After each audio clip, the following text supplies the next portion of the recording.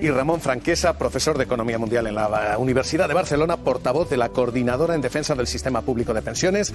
Bienvenido, muy buenas noches. Buenas noches. Seamos más jóvenes, no tanto, pero algo más jóvenes, y mesa de directores. Amador Ayora, director del Economista, ¿qué tal? Muy buenas noches. Buenas noches. José Antonio Vega, director de 5 días, ¿qué tal? Muy buenas noches. Bienvenidos de vuelta. A los dos os pido un titular. Sostenibilidad a corto plazo. ¿Podemos revalorizar las pensiones como el IPC o están condenados los pensionistas a empobrecerse? A ver, yo creo que es complicado subir el gasto en pensiones cuando termine este año en esos 13.000 millones de euros que supone revalorizar con el IPC pasado. Pero eso es lo que dice la ley. Las condiciones financieras de España aconsejan que esa cifra debería corregirse, pero me da la sensación también de que se va a pagar. Se va a pagar porque empieza dentro de un mes una espiral electoral que concluirá seguramente a finales del año que viene, y los pensionistas tienen un atractivo electoral espectacular. Amador. Bueno, nosotros pensamos parecido en El Economista. Pensamos que no es racional subir las pensiones un 6%.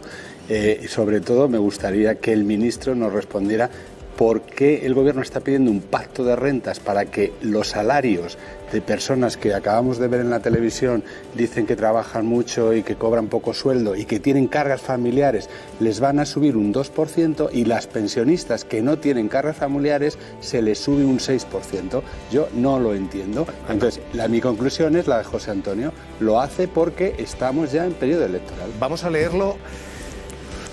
¿Y ahora qué? 6% de subida de pensiones son 12.000 millones. ¿Nos la podemos permitir? La pregunta al otro lado es la misma. ¿Nos podemos permitir no pagarles a los que menos tienen, a los pensionistas? Sí, nos lo podemos permitir. A mí me gustaría, Javier, entrarte con una pequeña corrección. Has hablado de gasto en pensiones, pero yo, viendo la emisión del telediario, he escuchado presupuesto de la Casa Real. ¿Por qué esa cualificación? En realidad es una inversión pública que damos para erradicar la pobreza entre la gente mayor. Aunque suba el coste de la vida, el mismo Banco de España autoriza que suban los alquileres, suba la electricidad, suban los precios, también sube el ingreso por las cotizaciones sociales, y por tanto no debería haber ninguna dificultad añadida para seguir manteniendo las pensiones al mismo nivel de capacidad adquisitiva. Lo que se está tratando es de redistribuir negativamente la renta, aprovechando la existencia de la inflación. Pero vuelvo a decir, la inflación sube para todo, también para los ingresos del Estado, y por tanto mantener ese poder adquisitivo no sería un mayor problema, excepto que estemos buscando pretextos para sacar el ingreso que es salario diferido para gentes que está ya en un nivel de difícil subsistencia, para dárselo a otros que quizás desde instancias, desde la Comisión Europea y de lo que hay detrás de intereses financieros de conseguir más volumen de negocio, hay voluntad de esa redistribución negativa.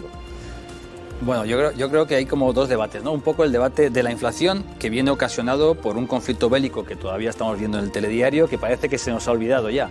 Estamos en una situación de guerra en el que nos hemos autoimpuesto una serie de sanciones porque queremos acabar con este ataque abusivo a un país democrático, y por lo tanto nos estamos, por así decir, importando inflación, pero porque estamos pagando la energía mucho más cara. Por lo tanto, mientras el conflicto dure, somos todos más pobres. Y entonces, ¿qué ocurre? Como tienes que pagar más alta la energía, esto se acaba trasladando el resto de precios porque utilizan la energía como input productivo, como transporte. ¿Y qué ocurre ahora? Si ahora subiéramos los salarios, por ejemplo, al mismo nivel que estos precios, dices, bueno, venga, como ha subido la energía y han subido los precios, subo los salarios. Vuelves a subir otra vez los precios, vuelves a subir otra vez los salarios, y te encuentras una espiral que se llama, los economistas tenemos mucho miedo, porque es inflación, salarios, subida de precios, salarios, subida de precios, y esto es muy difícil de controlar. Entonces se dice, a ver, dado que somos más pobres, pues vamos a hacer un pacto de rentas para evitar que esto que se llama el efecto de segunda ronda acaben convirtiendo algo que sería un escalón en algo persistente. Y es aquí en lo que ahora mismo, estamos ahora mismo enfrentándonos, ¿no? Entonces, ¿qué ocurre? Que ahora pues se tiene que hacer este pacto de rentas y se tiene que negociar. Y la cuestión es si se mete aquí... Los pensionistas, el pacto que me están planteando es que el dinero de los pobres se vaya a entonces tú podrías decir, a ver, durante este momento creo que es bueno que los pensiones no pierdan poder adquisitivo, pero en una situación de extrema gravedad como ahora tiene que tener una válvula de escape. Entonces me parece que si yo pienso una pensión media, el pensionista media tiene un salario muy por encima del salario de un joven medio. Por lo tanto, digo, perdón, si al joven... El 60% de las pensiones están por debajo del salario mínimo interprofesional. Pero entonces lo que podríamos hacer es subir el 6% las pensiones mínimas y las no contributivas, las subimos sin ningún problema, y lo que se hace es que deberían entrar en este pacto de rentas también el resto de los pensionistas, con un compromiso, si quieres, de que una vez que hemos pasado este shock, esta situación de gravedad, esta válvula de escape que va a ayudar a controlar la inflación en el futuro, pues luego lo puedan recuperar. Yo creo que esto sería lo razonable, porque no sería justo que estemos obligando a nuestros jóvenes a que tengan que sacrificar sus salarios para evitar que pues este traslado persistente, ¿no?, a la inflación, y los pensionistas se queden fuera. Pero las pensiones mínimas y las pensiones contributivas sí que deberían ser revalorizadas, como bien dices. Te doy la réplica y no han cotizado.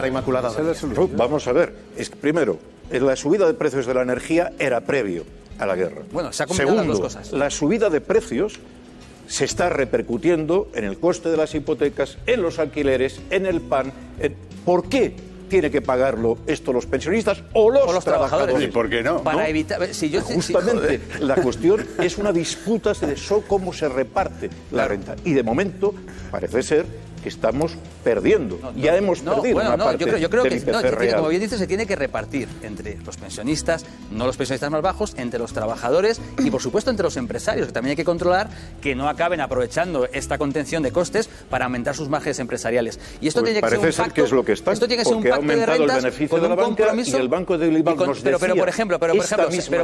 pero vosotros podíais proponer, podíais proponer lo siguiente, que estos 12.000 millones, que va a ser un aumento del gasto para cada año. Es decir, una vez que lo subes una vez, como luego la subida se hace acumulada, son 12.000, podríais decir, por ejemplo, mira, estos 12.000 millones, nosotros como pensionistas renunciamos a ellos, pero que se inviertan plenamente en educación, y que el presupuesto de educación tenga 12.000 millones más cada año para evitar... Oído con de Ruiz, Franquesa, y me gustaría... Tenemos una solución mejor, que es sobre los beneficios que ha tenido la banca, sobre los ingresos que ha tenido gracias a una venta de la vivienda que podía haber sido pública de la Sareb a precio de saldo. Sobre ese rendimiento paguemos esos recursos y esas necesidades.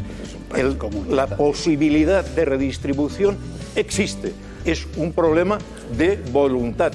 Vuelvo a decir, los bancos han tenido un enorme rendimiento, y hace una semana el Banco de Bilbao planteaba que iban a tener un excelente negocio a medida que bajen las pensiones, porque van a promover las hipotecas inversas para quedarse con las casas de los pensionistas, planteando que esos 500, 600 euros que les faltan a los pensionistas los pueden recuperar ofreciendo sus casas a bajo precio a los bancos. Bueno, ella que te explique las hipotecas inversas. Inmaculada, que tenéis... Dejadme preguntar aquí en la mesa de directores, porque hay un argumento legítimo entre los pensionistas, que es decir, oiga, ¿por qué nos miran a nosotros? Si va a haber recortes, ¿por qué no se miran los márgenes empresariales? ¿Por qué no se miran otras cosas? ¿Por qué se miran las pensiones? Pregunto y traslado el argumento de Franquesa. Es que, perdón, si me permite, Salvador, eso ya está pasando. Es decir, ese pacto de rentas del que hablaba Ignacio ya está pasando. No está escrito en ningún sitio, pero los salarios están subiendo en torno al 2%, los márgenes empresariales se están estrechando, porque hay una caída natural de la demanda, porque con la subida de precios automáticamente la demanda de bienes y servicios de los particulares cede, y los empresarios, que lo ven venir, automáticamente no tiran de ese margen para arriba, con lo cual... No me pierdas, Vega, porque la gente no siga. O sea, lo que me estás diciendo es, los salarios van a ganar menos, la gente ya se está empobreciendo, ¿y las empresas ganan menos también? Las empresas necesariamente van a ganar menos porque va a haber menos demanda, y por lo tanto van a vender menos. Y los pensionistas deberían también ganar menos. Hay otras fórmulas, se han indicado algunas, como subir las pensiones mínimas con el IPC. A mí me sigue pareciendo una exageración, porque eso luego se consolida en la factura de las pensiones para siempre. Hay más fórmulas.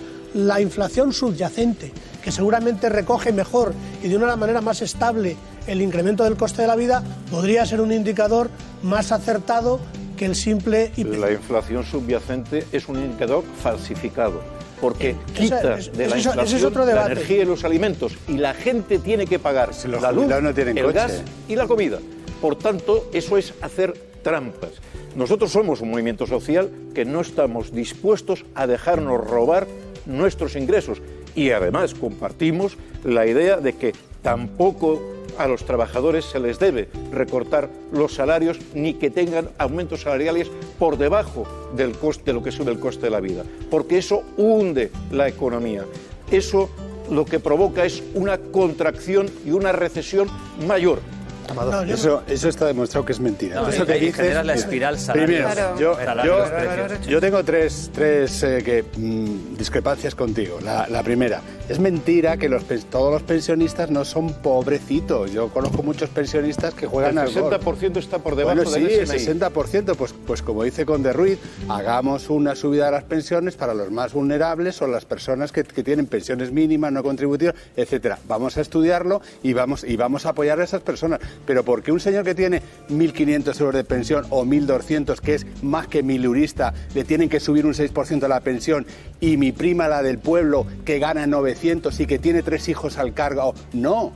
Es que no lo puedo comprender. Eso no es política social. Lo segundo, lo que has dicho de los bancos... cobrando menos que el salario mínimo interprofesional, quizás tendría que defender sus derechos y tener... No, es que a lo mejor no trabaja a tiempo completo. Sí, era un ejemplo.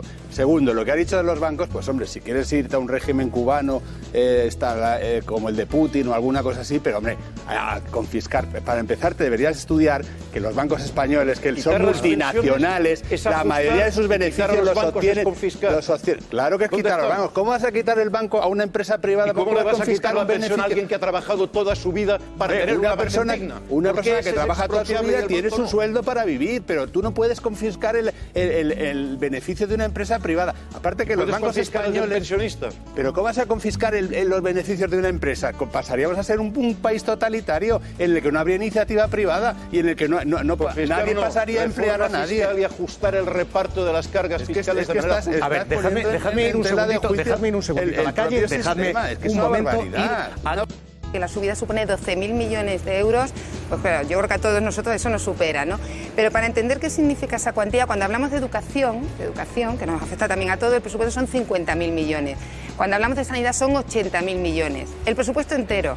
Y aquí estamos hablando de un incremento de un año de 12.000.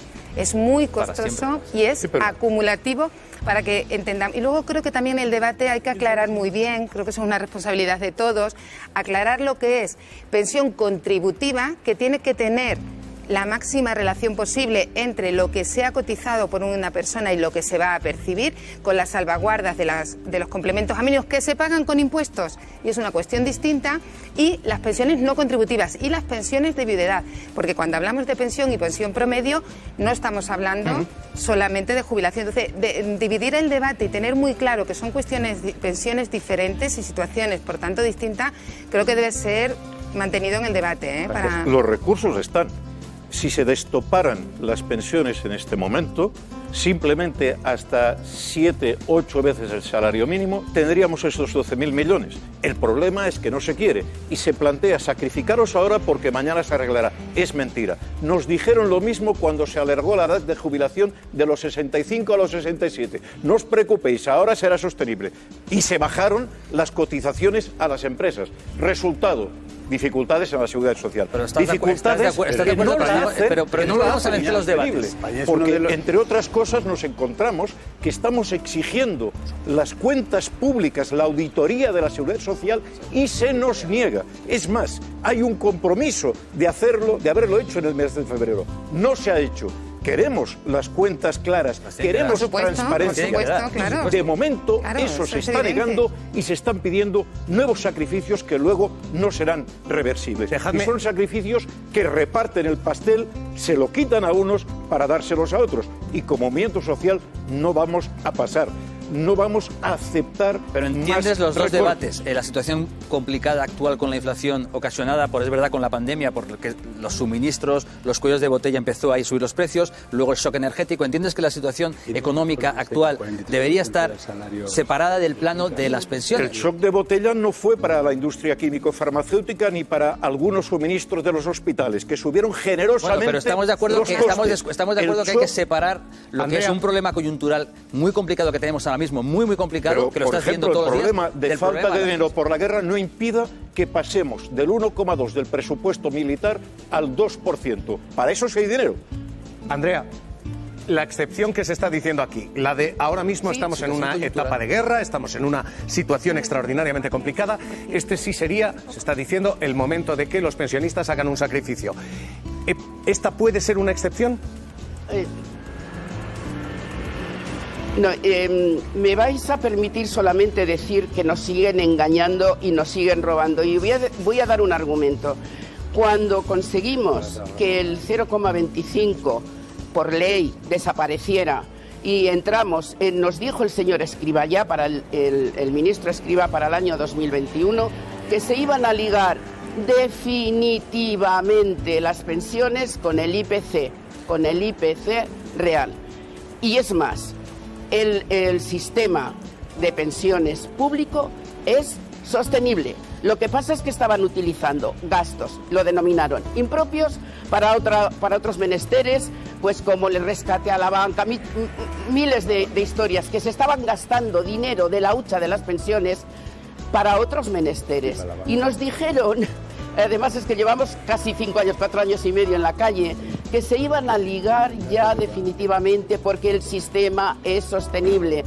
Y nos han vuelto a engañar porque el IPC ha subido este año para haber cobrado el 1 de enero del 2022 el 5,5, nos han aplicado el 2,5 y nos han robado el 3%, con la salvedad que antes, en el año 2021, había una especie de paguilla por la descompensación de si subía o no subía, pero también eso ha desaparecido. Pues, que no nos engañen más, que sabemos que el sistema es sostenible, dicho por ellos, dicho por ellos. Y vamos a seguir en la calle, y vamos a seguir peleando nuestras pensiones, y vamos a seguir diciendo que ninguna mujer, sobre todo las mujeres, que además sé que es un debate más largo, pero cuando dices contributivas o no contributivas, ¿cuántas mujeres con la ley de dote de los años 70, teniendo trabajos, nos echaban a las casas y teníamos que cuidar a los cuidados y no nos dejaban trabajar y teníamos que entrando y saliendo en la vida laboral con cotizaciones más pequeñas, y eso son la brecha de ahora mismo que hay, tanto salarial, que se tendría que tratar, como la brecha de las pensiones. Hay que tratar muchos temas y no estamos hartos y hartas que solamente seamos los pensionistas los que carguemos cuando hay ahora la guerra. No, señores, no nos pongan disculpas, porque dinero hay. Es un país rico. Lo que pasa es que la riqueza se reparte entre unos pocos y la miseria para la clase, la ciudadanía Andrea, más pobre. Andrea, y no lo vamos a permitir. Movimiento de Pensionistas de Vizcaya. De frente y en la calle. Andrea, te agradezco. Creo que quedan claras las posiciones. Un abrazo muy fuerte. Cuidaos. Vale. Un abrazo muy fuerte para todos y para mi compañero Ramón también. Esto que estamos contándoles es el corto plazo y este es el debate ahora mismo. A largo plazo. Señores, ¿cómo arreglamos esto a largo plazo? Pues hay la fórmula en que se ha arreglado hasta ahora, que ha sido aumentando la productividad y la capacidad de producir del país y aumentando los trabajadores.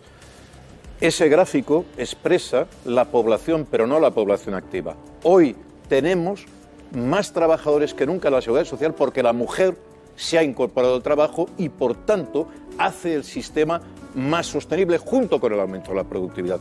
Por tanto, no es aceptable que se diga que hay menos base. No, hay menos base demográfica, pero hay más base laboral en puestos de trabajo y, por tanto, el sistema no quiebra porque nos hayamos envejecido, como no quebró con el baby boom, los efectos del baby boom que hubieron en Estados Unidos, en Francia o en Alemania, que fueron en el año 45 y no en los años 50, como el caso español. Si el baby boom se resolvió y se mantenieron las pensiones en otros países, ¿por qué eso tiene que ser una razón que obstruya el funcionamiento del sistema? Porque se quiere reducir ese sistema y se quiere sacar dinero de la seguridad social para llevarlo a los fondos privados. José Ignacio Hoy Ruiz. tenemos el ministro aquí con nosotros, que va a traer una propuesta de ley que propone detraer recursos de la seguridad social. No me adelante, no me diga lo que va a decir el ministro, que el ministro se representa solo. Sí sabemos, y vamos a acompañarlo el día 9, jueves, que hace la presentación en el Parlamento de esa ley, sí sabemos que quiere presentar una ley que lo que abre es la puerta a la privatización de los ingresos de la seguridad social, que tendrían que ser pura y exclusivamente, íntegramente, para financiar. Pero eso es mentira. José Ignacio Conde Ruiz. Es mentira. Bueno, ya es vamos a pasar abiertamente un poco- falso. Vamos a, no quiero de verdad abrir un debate con el ministro, porque con el ministro hemos pactado una entrevista. Entonces, les entiendo las alusiones, pero me van a perdonar. No vamos a entrar en el debate con el ministro, al que hoy le hemos planteado otro formato y otra alternativa. No hay ningún problema y no lo habría si ese fuera el pacto que habíamos hecho. Pero cuando planteamos entrevistas, hacemos entrevistas. Como a ustedes les hemos dicho, ustedes debaten. Así que, insisto, ¿cómo arreglamos esto? Y entiendo y respeto la opinión de Franquesa. Pero, dicho esto, ¿cómo arreglamos esto a largo plazo? Bueno, yo creo que en primer lugar hay que entender lo que es un sistema de pensiones de reparto. Es decir, un sistema de pensiones de reparto es que yo estoy cotizando ahora porque confío que las futuras generaciones me van a pagar a mí las pensiones. Por lo tanto, a mí me preocupa saber cómo va a ser el mundo cuando yo voy a recibir las pensiones. Me importa muy poco lo que el Parlamento vote ahora. Me importa muy poco porque me importa lo que va a votar el Parlamento cuando yo me vaya a jubilar. Yo cuando miro las cifras demográficas, yo lo que observo es que cuando ahora hay potencialmente cerca de 3 personas que están en edad de trabajar frente a una persona que está jubilada, cuando me toque a mí, pues habrá prácticamente mi hija, una persona, por así decir, que puede ser mi hija, una amiga suya, y un poco más. Entonces, hay que adaptar el sistema a esta nueva realidad demográfica. ¿Cómo hacerlo? Por supuesto, a los pensionistas actuales no se les puede tocar, por lo tanto, tranquilos, los que estáis ahí, los jubilados actuales no se les debe tocar porque sería injusto. Es una cosa Está tocando que, ya. bueno, pero no se os debería tocar, Se le va a salvo tocar. en la cuestión coyuntural que hemos hablado antes. ¿Por qué? Porque ya no tenéis margen de maniobra para poder adaptaros a los cambios. Las reformas tienen que venir anunciadas ahora, con tiempo suficiente para que afecte a las generaciones como podamos ser los que estamos trabajando, los jubilaremos en unos años. ¿Y cómo tendrían que ser? Aparte de considerar toda la vida laboral, que ahora Inma, que es la que hizo el trabajo, yo creo que tenemos que pensar en la jubilación de una forma distinta como la estamos pensando. Ahora mismo una persona se va a la cama habiendo trabajado 40 horas y por la mañana ya no vale para trabajar. Pensémoslo un momento, ¿qué pasa durante esa noche que no puede trabajar? Hay que favorecer, no ahora, pero sí que facilitar que se pueda compatibilizar la pensión con el salario y salir del mercado laboral de una forma gradual. Es decir, que, pues oye, pues trabajas 40 horas, 30, 20, etcétera, de tal forma que puedas conseguir esos trabajadores que no vas a tener en el futuro, no ahora, y que puedas hacer que no un joven, pensar que un joven se levantará por la mañana, porque lo hemos decidido hoy en el Parlamento, y va a pagar una pensión entera, porque eso nos puede parecer bonito, pero eso no va a ocurrir. Los jóvenes del futuro, como les hagamos pasar esta carga actual sin reformar las pensiones, cogerán sus pies y se irán a otro país donde sí que han reformado el sistema de pensiones y ya vendrán aquí de vacaciones. Inmaculada. Y estamos hablando del futuro, no de ahora. Inmaculada. Respecto a la edad de jubilación, habéis explicado fenomenal los 67 años, pero hay que entender que 67 años es para aquellos que no tengan una carrera de cotización de 38 años y 6 meses. Para que sí la tenga, sí estamos hablando, se habla de 65 años. Por lo tanto, yo creo que siempre hay que entender, cuando se hagan los ajustes, edad de jubilación con años cotizados, porque no es lo mismo empezar a trabajar con 16 años o con 18 que entrar al mercado laboral con 25. Y respecto al cálculo de la pensión, tenemos que saber de dónde venimos. El sistema, cuando se empezó a calcular la primera pensión, se calculaba respecto a 2 años. Luego se ha pasado a 15, luego se ha pasado a 25 y ahora estamos yendo, o se puede que se vaya en este segundo semestre a 35. ¿Qué se quiere hacer con eso? El sistema más contributivo. Volvía a lo que yo decía, os comentaba antes. Hay que diferenciar toda la parte que debe ser financiada de manera impositiva, de manera no contributiva, para completar esas necesidades que tanto se han comentado ahí, y por otra parte el contributivo, que tiene que ajustarse y ser lo más relacional posible con lo que se cotiza y se percibe. Ahora mismo sobre la mesa, perdón, Franquesa, te doy la última palabra porque quiero escuchar al ministro, que insisto, está escuchando. Esta relación entre contribución y pago manifiestamente a día de hoy se está incumpliendo con personas que han trabajado más de 40 años y se les está deduciendo hasta el 16 y el 20% porque perdieron su trabajo antes de llegar a la edad de jubilación. Por tanto, para empezar, empecemos por hacer justicia con el pasado. Y para seguir, la cuestión es, en todo caso, negociar con aquellos que están en condiciones de poder cambiar su aportación o su forma de trabajo. No cambiar las reglas cuando se llega al final del partido, porque lo único que se busca con alargar los 35 años es recortar el gasto, esa parte del presupuesto que va a la gente mayor. Es reducir la capacidad adquisitiva de gente que ya, como hemos visto, está en una situación muy precaria. Hemos visto